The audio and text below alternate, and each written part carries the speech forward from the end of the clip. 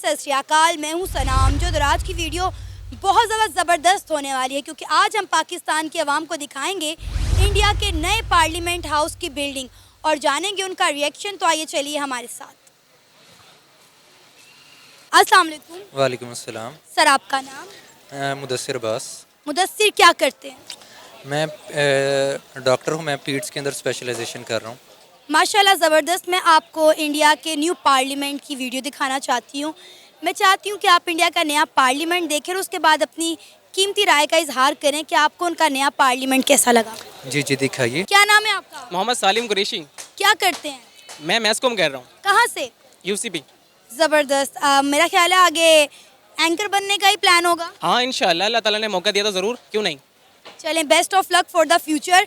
अच्छा, मैं आज आपको इंडिया के न्यू पार्लियामेंट की वीडियो दिखाना चाहती हूँ। मैं चाहती हूँ आप वो वीडियो देखें और बताएं कि आपको इंडिया का नया पार्लियामेंट कैसा लगा, क्योंकि इस वक्त हर मीडिया चैनल पर इंडिया के पार्लियामेंट की तारीफ़ें हो रही हैं, उनकी न्यूज़ कवरेज हो रही है। तो हमने सोचा कि क्यों ना पाकिस्तानियों से भी इस बारे में राय ली जाए। बिल्कुल, ज़रूर। वीडियो स्टार्ट करें? जी बिल्कुल। ये पार्लियामेंट हाउस तो बहुत प्यारा है।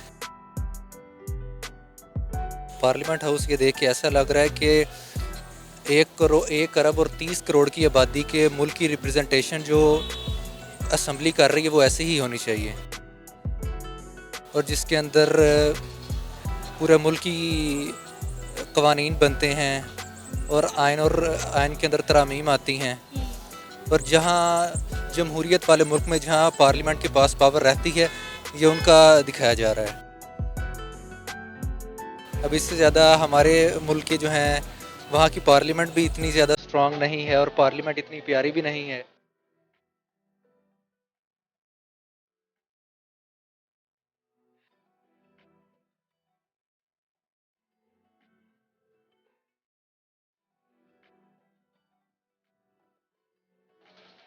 कैसा लग रहा है? ज़बरदस्त। इस पर क्या करें, ज़बरदस्त कहें या अफसोस का इजहार करें। अफसोस क्यों? अफसोस ये कि हमारे पाकिस्तान के अंदर इस तरह की चीज़ें नहीं है ना।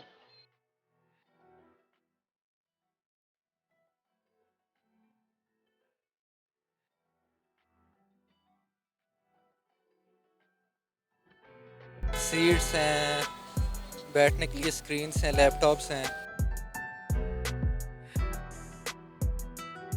कैसा लगा इंडिया का नया पार्लियामेंट? देखिए, अफसोस करूंगा इस बात पे, क्योंकि देखें दोनों कंट्रीज़ की आज़ादी बिल्कुल एक साथ हुई है। 75 ईयर्स हो चुके हैं दोनों की आज़ादी को, लेकिन इंडिया आज कहाँ पर है और हम कहाँ पर हैं। हम कहाँ पर घुसे हुए हैं कि नवाज शरीफ सही है या इमरान खान सही है। गद्दार कौन है? आर्मी गद्दार है या हमारे प्राइम मिनिस्टर साहब गद्दार हैं? किसी को कुछ नहीं पता। हमारी सड़कें, जो हमारे लोग, 9 मई का वाक़या आपके सामने कि क्या हुआ है 9 मई को, कि यार अगर एक खान साहब को अगर उठा लिया है तो क्या हो गया यार। अदालत नैब के हुक्म से उठाया था ना। और नवाज शरीफ को भी तो उठाया गया था ना। पहली दफ़ा तो कोई प्राइम मिनिस्टर नहीं उठाया गया। देखें, फांसी तक हुई है हमारे प्राइम मिनिस्टर को। तारीख गवाह है। 68 का वाक़या आपको याद होगा, जुल्फ़िकार अली भुट्टो साहब का 4 अप्रैल को। तो अगर ये इतना कोई, मेरी नज़र में इतना कोई बड़ा वाक़या नहीं था, लेकिन उसके बाद क्या किया। मैं यूथ क्या ही कहूँगा इन लोगों को कि यार जिन लोगों ने कि सड़कों को यार आग लगा दी, कोर कमांडर के घर को आग लगा दिया। अच्छा, नुकसान किसका हुआ? खान साहब का हुआ या उन लोगों का हुआ? पाकिस्तान का नुकसान हुआ ना। हमारा नुकसान हुआ। हमारा नुकसान हुआ ना। तो लेकिन अगर देखा जाए ना, मेंटालिटी उन लोगों की बहुत आगे। आईटी में वो हमसे आगे हैं। हर चीज़ यार, हम उन्हें हरा सकते हैं तो सिर्फ एक क्रिकेट मैच के अंदर, और हम उनके एक्टर्स को फॉलो कर सकते हैं, इतना कर सकते हैं। हम उनके मुकाबले में नहीं है। ये मुकाबला मैं तो कहूँगा अगर छोड़ ही दें तो बेहतर है। 75 सालों में हमने मुआवजे और मुकाबले के अलावा किया क्या है, लेकिन उसके बावजूद भी हम एक भी फील्ड में इंडिया को पीछे नहीं छोड़ सके। अब ये पार्लियामेंट ही आप देख लें, कितना खूबसूरत और बड़ा पार्लियामेंट है। इंडिया के मुख्तलिफ जो लोग हैं वो इसकी तारीफ़ कर रहे हैं। पूरी दुनिया से इस पार्लियामेंट की तारीफ़ें की जा रही हैं। हर कोई सराह रहा है, हर जगह इसके चर्चे हो रहे हैं। और हम अपने कोर कमांडर के घर को आग लगा रहे हैं, रेडियो पाकिस्तान पर हमला कर रहे हैं। मतलब हम अपनी बनाई हुई चीज़ों को तबाह बर्बाद कर रहे हैं, नई बनाने का सोच नहीं रहे। और इंडिया जो है वो आए दिन कोई ना कोई नई चीज़ बना कर हमें चौंका के रख देता है। बिल्कुल। देखिए, इंडिया का जो पार्लियामेंट था उन्होंने उसको डेवलप किया है। 2014 का याद होगा आपको, 126 दिन का धरना। उसके अंदर हमने क्या किया पार्लियामेंट हाउस के साथ, बस एक किस्म का तोड़ा नहीं, आग नहीं लगाई, बाकी तो उसके साथ सब कुछ हो चुका था। तो जो हमारे पास चीज़ें बनी हुई हैं हम उनको नहीं संभाल रहे, पहले तो उनको संभालने की ज़रूरत है ना। हम हुकूमत को कहते हैं यार हम खुद ठीक है। हम खुद कब ठीक होंगे? उनके अवाम इस तरह है, उनके पास आज़ादी है, मैं मानता हूँ मीडिया उनका आज़ाद है, लेकिन इस तरह नहीं करते कि आप सड़कों पर आकर आग लगा दो, मेट्रो को जला दो, ऑरेंज लाइन ट्रेन को जला दो। यार इस तरह थोड़ी होता है। आपने कहा कि ये यूथ ये थे, ठीक है, मुझे बताएं कि यूथ तो कहते हैं कि किसी मुल्क का, किसी कौम का सरमाया होती है। बिल्कुल। मतलब अब आगे हमारा फ्यूचर है, किसी भी कौम और मुल्क का फ्यूचर होती है उसकी यूथ। तो अगर हमारे यूथ के हाथ में शेल्स हैं, डंडे हैं, पत्थर हैं, तो फिर आप बताएं ऐसे मुल्क का फ्यूचर क्या होगा? यार ऐसे मुल्क का मुस्तकबिल तो फिर अल्लाह ही हाफिज़ है ना। इमरान खान साहब कहते हैं ना यूथ हमारा मुस्तकबिल है। अल्लाह माफ़ करे, फिर ऐसे मुस्तकबिल से तो फिर हम जो है ना वही ठीक है। हमें ज़रूरत नहीं है कि ज़्यादा डेवलप होने की। इमरान खान साहब हमेशा इंडिया की फॉरेन पॉलिसी की तारीफ़ें करते रहे, इंडिया की कामयाबी पर इंडिया को सराहते रहे, इंडिया को दाद देते रहे। उन्होंने ये नहीं देखा कि इंडिया अपनी यूथ को किस तरह प्रमोट करता है, किस तरह फैसिलिटेट करता है। उन्हें स्कॉलरशिप दी जाती हैं, उन्हें हर तरह से फैसिलिटेट किया जाता है, उन्हें जॉब अपॉर्चुनिटीज़ दी जाती हैं। और इमरान खान साहब ने यूथ को क्या दिया? शेल्स, डंडे, पत्थर और जहालत, गालियाँ। एक छोटा बच्चा है वो कह रहा है कि यार शू पॉलिशा, यार पता नहीं क्या क्या। यार देखें, हमें सिखाया गया है कि अपने से बड़ों की इज्जत करें। खान साहब भी है ना, मैं उनका नाम अदब के साथ ले रहा हूँ कि हमारे एक्स प्राइम मिनिस्टर रह चुके हैं, लेकिन एक छोटा सा बच्चा, आप उसके मुंह से सुनते हैं चेरी ब्लॉसम, मरियम के पापा चोर हैं। यार ये तरबियत कर रहे हैं खान साहब। देखिए मुझे इस चीज़ से इख्तलाफ है, उनकी पॉलिसियाँ कुछ भी हैं। उन्होंने तकरीबन 3.5-4 साल गुजारे हैं हुकूमत के अंदर। चोर, डाकू, लुटेरे, एनआरओ नहीं दूंगा, इसके अलावा क्या किए मुझे बता दें आप। कोई एक भी काम ऐसा, लाहौर देख लें आप, लाहौर में खड़े हैं इस टाइम आप, क्या किया उन्होंने लाहौर के लिए? बुज़दार साहब लगा दिए, बर्बादी की उन्होंने लाहौर को, हमजा का दौर का। और आपको आज से तकरीबन 1.5 साल पहले का लाहौर याद होगा। मैं वो वाक़या देख रहा था बकरा ईद पर, जो हमारी ईद उल अज़हा के मौके पर किस तरह आलाइशे ढेर गंदगी पड़ी हुई थी लाहौर में। और एक था कि वज़ीर आला जब थे हमारे, जो इस टाइम के प्राइम मिनिस्टर हैं शहबाज शरीफ साहब, उस वक्त का लाहौर में और अब के लाहौर में कितना फ़र्क नज़र आ रहा था। और हम कहते हैं कि हमने जम्मू कश्मीर को आज़ाद करवाना है। पाकिस्तान के अगर पंजाब की सिर्फ बात की जाए तो एक सूबा पंजाब और जम्मू कश्मीर मेरा ख्याल है एक तरफ। जितनी डेवलपमेंट इंडिया ने जम्मू कश्मीर में कर छोड़ी है, इतनी तो पंजाब लाहौर में डेवलपमेंट नहीं हुई। यार उनके लिए मेरे ख्याल से तो बेहतर है कि वो इंडिया के साथ कोई मुआहिदा करें और उनके साथ जुड़ जाएं। पाकिस्तान से तो दूर ही रहें तो बेहतर है। पाकिस्तान का काम नहीं है उनको आज़ाद कराना। और ये जो हमारे, जो हम रह रहे हैं, हम खुश हैं कि पाकिस्तान में। वो हमारे साथ आना भी नहीं चाहते, वो कह रहे हैं हम बड़ी अच्छी और खुशहाल ज़िंदगी गुजार रहे हैं, हमारी छोड़ो, अपनी फिक्र करो। हाँ, हमें अपनी फिक्र करनी चाहिए। हम कहते हैं ना कश्मीर को आज़ाद कराएंगे, वो भाई वो सही है हमसे। मेरे ख्याल से बस थोड़े बहुत एक दो हैं बातें जिस पर एक प्लेटफॉर्म पर अगर आकर बात कर लें तो सही हो सकता है मेरे ख्याल से। हम कहते हैं इंडिया हमारा दुश्मन मुल्क है, दुश्मन मुल्क से कुछ सीख क्यों नहीं लेते? कुछ आईटी का निज़ाम सीख लें, कोई एजुकेशन निज़ाम को अपने बेहतर कर लें। एक ही नारा हम लगाते हैं कि जी हम लोग एटमी ताकत हैं, इंडिया हमारी तरफ मैली आंख से नहीं देख सकता। आज यौम तकबीर है और आपने देखा होगा लिबर्टी में कितने बड़े लेवल पर जलसा हो रहा है, तमाम रोड ब्लॉक किए हुए हैं। लेकिन ऐसी एटमी ताकत होने का क्या फ़ायदा कि ना तो हम अपने यूथ को एजुकेशन दे पा रहे हैं, ना अच्छी नौकरियां दे पा रहे हैं। सारी हमारी क्रीम जो है वो बाहर चली जाती है और फिर हम कहते हैं कि हमारी कौम हमारे साथ वफादार ही नहीं। देखिए पाकिस्तान जो है ना वो एक्सेप्ट नहीं करता इंडिया को कि वो तरक्की याफ्ता है। हमारी अगर हुकूमत एक्सेप्ट कर लेना इंडिया को तो काफ़ी बेहतर होगा उनके लिए। हम एक्सेप्ट नहीं करते क्योंकि हम समझते हैं कि यार वो कोई हमसे कोई क्रिकेट मैच हरा कर ना, हम समझते हैं कि यार हमने तो तीर मार लिया। 2017 में चैंपियन ट्रॉफी का फाइनल हराया था, हमने कहा था बस अब तो आज़ाद, हमने फतह कर लिया। इमरान खान साहब भी तो एक वर्ल्ड कप जीतने के बाद आज तक उसी की दुहाइयाँ ही दे रहे हैं। बस उसी को भुगत रहे। शीशे का तमगा हमें मिला था, आज तक वही हमारे ऊपर मुसल्लत हुआ है। क्या लगता है कभी वो दिन देखना नसीब होगा कि हम किसी एक सेक्टर में, किसी एक फील्ड में इंडिया के साथ अपना मुआवजा कर सके और कह सके कि भाई इस फील्ड में हम इंडिया से आगे हैं? मेरा ख्याल है कि जब तक हमारे पॉलिटिशियन यही रहेंगे ना, आपने देखा है कि जब से मैं बड़ा हूँ 2008 से लेकर 2021 यानी 18 तक के इलेक्शन तक वही लोग आ रहे हैं। एक प्राइम मिनिस्टर तब्दील होता है, काबीना वही होती है सारी। जब तक ये काबीना तब्दील नहीं होगी ना, जब तक हमारे मुल्क का कुछ नहीं होने वाला। मेरा ये मैं यूथ में से हूँ तो मेरा यही पॉइंट ऑफ व्यू है कि वज़ीर आज़म बदलने से कुछ नहीं होगा, निज़ाम बदलने से होगा। निज़ाम को बदला जाए कि हमारा निज़ाम सही नहीं है पाकिस्तान का। कैसा लगा आपको इंडिया का नया पार्लियामेंट? नया पार्लियामेंट देख के ऐसा लगा कि हर मुल्क का पार्लियामेंट, जितनी ज़्यादा डेमोक्रेसी वाले मुल्क हैं उनके अंदर पार्लियामेंट सबसे ज़्यादा अहमियत की हामिल होती है।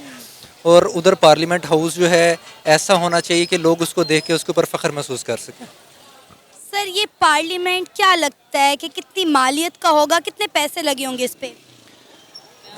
ये पार्लियामेंट हाउस जो है न्यू दिल्ली के अंदर बना है ना, जी जी। तो at least 10 to 15 billion Indian rupees लगे होंगे। 800 करोड़ इंडियन रुपी। तकरीबन 8 बिलियन होगा ना, मैं 10 to 15 कह रहा था, 8 बिलियन इंडियन रुपीज़। सही। और सर आपको पता है कि ये पार्लियामेंट सिर्फ 2.5 साल के अरसे के अंदर कंप्लीट हुआ है। Quite impressive. और इस पार्लियामेंट को बनाते वक्त इंडिया के कल्चर का, इंडिया का जो आप कह लें कि ट्रेडिशनल है, उसको ख़ास तौर पर मद्देनज़र रखा गया। आपको फील हुआ कि इन चीज़ों को फॉलो किया गया? इन चीज़ों को फॉलो किया गया और उन्होंने अपना कल्चर प्रेजेंट करने की कोशिश की। और एक उनकी अच्छी बात है कि जो उनके वज़ीर आज़म भी होते हैं वो कहीं भी जाते हैं, चाहे उनके अंदर उनकी कंट्री के अंदर नेशनलिज्म या लैंग्वेज जितनी मर्ज़ी, वो इंग्लिश को प्रमोट करते हैं। लेकिन यूनाइटेड नेशंस हो गई या फिर अपनी असम्बली के अंदर वो जो है सारी तकारीर वगैरह करते हैं वो प्योर अपनी हिंदी ज़ुबान में करते हैं। और ये बहुत ज़्यादा अपनी लैंग्वेज को प्रमोट करने के लिए बहुत अच्छी चीज़ है।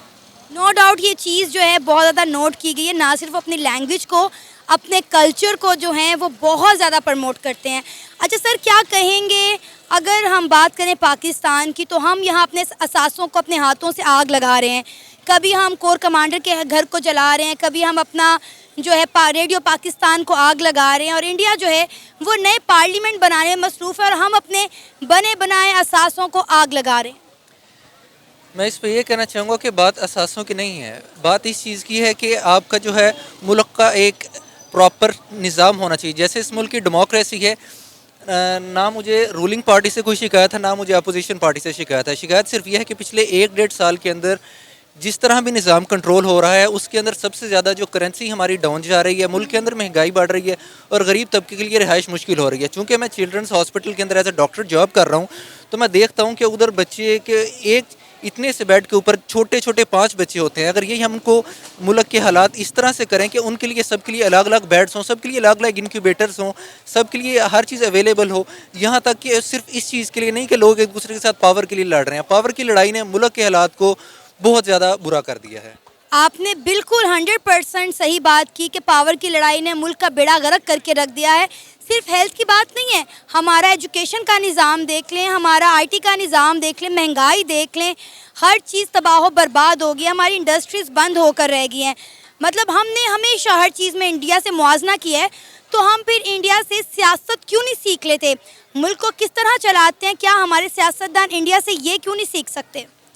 सिर्फ एक ही चीज़ जो मैटर करती है आजकल की जो दुनिया है उसके अंदर, ये मैटर नहीं करता कि आप किस तरह की क्या कर रहे हैं, क्या चीज़ नहीं कर रहे हैं। सबसे ज़रूरी चीज़ होती है कि आपकी इकॉनमी कितनी स्ट्रॉन्ग है।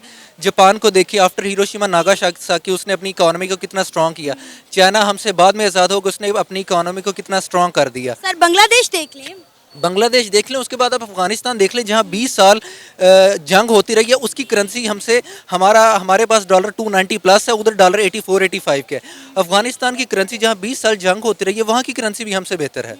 तो इस चीज़ से पता चलता है कि जो मुल्क की सबसे ज़्यादा इंपॉर्टेंट चीज़ होती है इकॉनमी, उस तरफ से हम सबसे पीछे जा रहे हैं। और सर फिर हम कहते हैं कि हम जो है न्यूक्लियर पावर हैं, हमारी तरफ कोई मैली आंख से देख नहीं सकता। ये लोग जानते ही नहीं है कि ये इकॉनमी की जंग है, अब वेपन्स की जंग नहीं रही। वेपन्स की जंग मैटर भी नहीं करती, क्योंकि at the end of the day ये देखा जाता है कि आपकी जो लोकल लोग हैं वो कितनी अच्छी ज़िंदगी गुजार रहे हैं, और वो सिर्फ आती है इकोनॉमिक पावर से, वेपन्स और उनकी पावर से नहीं आती।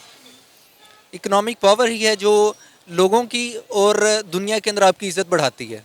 और ये जो वेपन्स हैं, ये जो इतनी ज़्यादा पावर है, अगर आप फॉर एग्जांपल मैं इसराइल की मिसाल देता हूँ, इसराइल के पास उनकी इकॉनमी इतनी स्ट्रॉन्ग है कि वो नेटो जैसी सुप्रीम पावर भी जो है उनके फैसलों के मुताबिक चलती है। अगर आपके पास इकनॉमिक पावर है तो आपकी आर्मी, आपकी सारे के सारे अदारे ऑटोमेटिकली स्ट्रॉन्ग हो जाते हैं।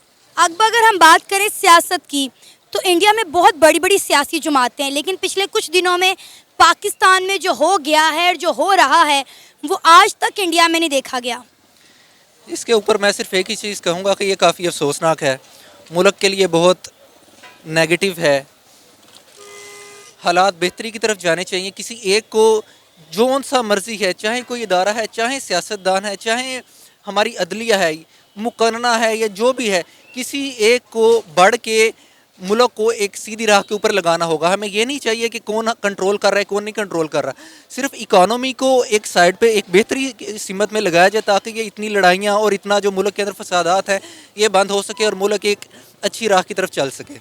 पाकिस्तान की आवाम इस कदर डर गई हुई है कि कोई लोग बात करने को तैयार नहीं है। अभी इस मार्केट के हमने 2 चक्कर लगा लिए हैं। आप यकीन करें, you are the first one जिसने 1 घंटे के अंदर हमें कहा कि आप हमसे बात करना चाहते हैं। मुल्क की मौजूदा सूरत हाल से लोग इतना डर चुके हैं, इतना सहम चुके हैं कि वो कैमरे के आगे आकर अपनी राय का इजहार भी नहीं करना चाहते। इसके बारे में मैं सिर्फ यही कहूँगा कि खौफो हिरास पिलाया जा रहा है। कोई भी अदारा या कोई भी सियासतदान, सारों के नज़र के अंदर जो भी हैं वो सियासत में इसलिए आते हैं, चाहे उनके अल्टीरियर मोटिव्स होते हैं, लेकिन अल्टीमेटली आवाम को सर्व करने आते हैं। ये अदारे भी हमारे हैं, ये सियासतदान भी हमारे हैं। इन सबको मिल के एक पेज पे आकर ये जितना अभी भी कोशिश कर रहे हैं, ये कोशिश इसको बेहतर बनाएं। अभी भी जिधर मैं हॉस्पिटल्स के अंदर काम करता हूँ, अभी भी बहुत ज़्यादा चीज़ें जो है फ्री की प्रोवाइड की जा रही हैं, लेकिन आज से 10 साल पहले वो चीज़ें और ज़्यादा चीज़ें फ्री की अवेलेबल थी। कहना ये चाह रहा हूँ कि सारे अदारे और सारे सियासतदान और पॉलिटिकल पार्टीज़ डेमोक्रेसी को प्रमोट करें और एक मुल्क की बेहतरी की तरफ जाएंगे। मुल्क पहले बेहतर था, अब पिछले 1.5 साल के अंदर आवाम के लिए मुश्किलात बहुत बढ़ी हैं। आवाम के लिए आसानियाँ पैदा करें।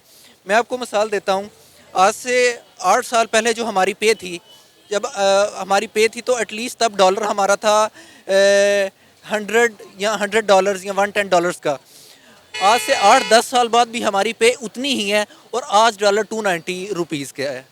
तो देखें कि हमारी मुल्क किस सीमत में जा रहा है। ये था हमारा आज का प्रोग्राम। आपने जाने पाकिस्तानी अवाम के अमेजिंग रिएक्शन इंडिया के न्यू पार्लियामेंट बिल्डिंग पर।